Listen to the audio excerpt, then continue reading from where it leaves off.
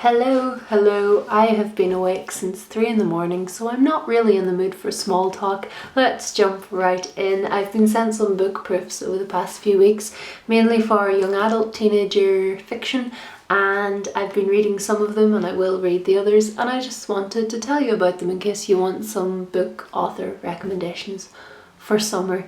Okay, this is Nightwanderers, published by Simon & Schuster and written by C.J. Flood. She wrote a book called Infinite Sky, which I have not read, but I did read this. The text below right here says, "When I heard the word kindred, I thought of me and tea." I think it's tea. It could be Thai. It's short for Titania, like Shakespeare, so I'm not really sure. We'll go with Thai. No, we'll go with tea. It's about a teenager called Rosie who lives in a coastal town in England, and that character is her best friend, her absolute best friend. Her best friend is an identical twin. Her twin sister is called Ophelia. She doesn't get along so well with Ophelia, and she doesn't get along very well with any of the other kids in their school. She has her best friend and they're kind of more like sisters, and then her best friend gets in a little bit of trouble and can't go to the same school anymore.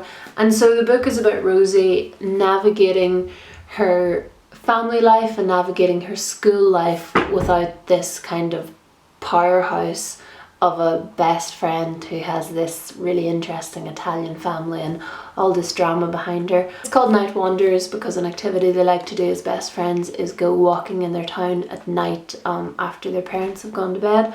I think it plays out quite realistically, the kind of decision making that I feel happens a lot when you're a teenager, that you're trying to not upset a person, you're trying to keep your teachers happy and your friends happy and a boyfriend happy and family happy and all these different things, and how that doesn't really work. So I didn't love this. It didn't pull me in with it quite as much as I probably wanted to, but I did finish it. I think somebody a bit younger would probably appreciate it more.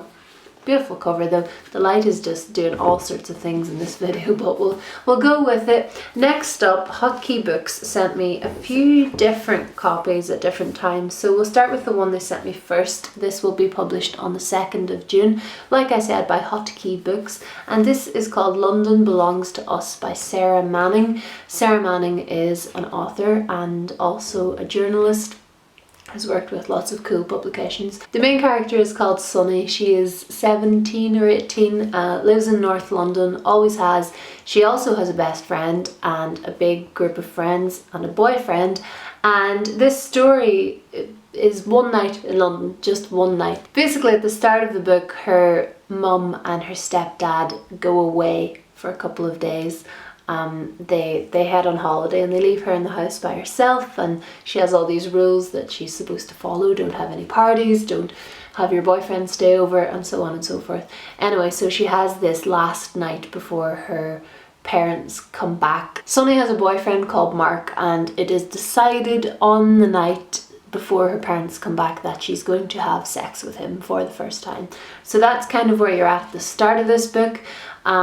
It's interesting and it's nice because every chapter takes place in a different area in London, and the chapters open with a little kind of historic but quite witty, funny, playful overview of that place. And there's also little kind of in-between chapter pages that are also a little bit interesting in style. Things like this. This page is titled "What the Hell Am I Doing with My Saturday Night?" and it's a cute little pie chart. I haven't been in a maths class in a long time. This book is very modern. It makes a lot of modern references.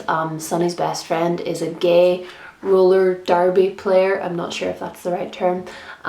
She watches RuPaul's Drag Race. Her friends are very feminist. She herself is mixed race and has a lot of opinions on what that means to her, and shares some experiences and has some experiences to do with race within the pages of this book. Fun, and it's funny. There's lots of drama. It's a little bit unrealistic, but that doesn't really matter.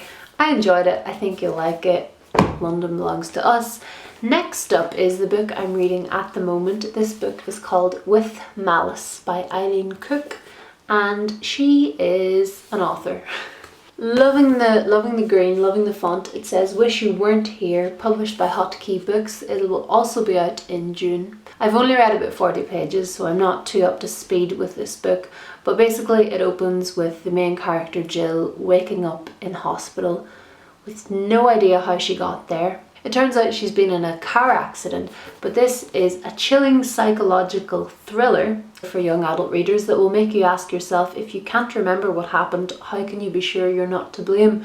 Which sounds so dark and so serious and great. So I haven't really got to the point where it's psychological or thrilling yet, but certainly she doesn't know what happened. So I'm really looking forward to this. It's set in America, so it's a bit of a different tone than the English books I've been reading, and I hope I like it. I'll keep you posted somewhere, but that's Hotkey Books.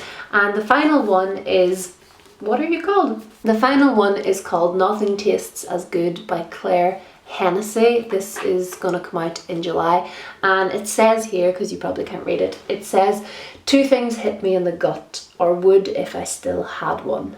1, I know this girl. 2, she's fat. If I'm supposed to save her from obesity, this is really not funny. When I was a child and obsessed with Jacqueline Wilson, she had a book called Vicky Angel, which came out when I was maybe 8, and I loved that book. And that book was about a best friend passing away and then becoming a guardian angel to her living best friend on Earth. And I think I have an inkling that this book is a similar sort of idea. So I think there's going to be a guardian angel premise, and you can probably tell from what I've read and the title, Nothing Tastes as Good, that eating disorders are going to be involved. So that's what I'm expecting from this. Those are 4 books by female writers that are for young adults or anyone else who wants to read them. I will link them all below, and keep an eye out for when they're properly published to the world, and I hope you enjoy them. Don't forget, I am a Book Depository affiliate, so if you shop on the Book Depository, you can use my affiliate link and I generate a small commission. That'd be very nice. Thank you very much, and I'll see you soon. Bye.